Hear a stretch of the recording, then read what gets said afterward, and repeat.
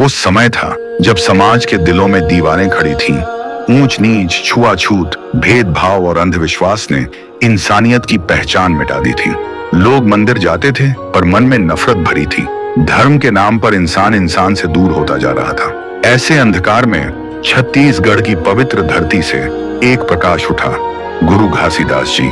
उन्होंने किसी एक धर्म की नहीं बल्कि मानव धर्म की बात की। गुरु जी ने कहा, मनखे मनखे एक समान, यानी हर मनुष्य समान है, न कोई ऊंचा न कोई नीचा, न कोई राजा न कोई रंग।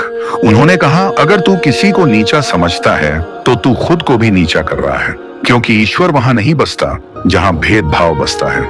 गुरु घासीदास जी ने सच्चा धर्म दिखाया, जहां सत्य, करुणा और समानता ही पूजा है। उन्होंने सिखाया, सच्चा साधक वो नहीं जो जंगलों में तप करे, बल्कि वो है जो अपने मन के अंधकार को मिटा दे। गुरु जी के शब्द आज भी गूंजते हैं, मनखे मनखे एक समान। यही है उनकी सबसे बड़ी सीख, यही है सतनाम का सार। आज अगर हम उस वाणी को अपना लें तो समाज का हर जख्म भर जाएगा और इंसान फिर से इंसान बन जाएगा। जय सतनाम।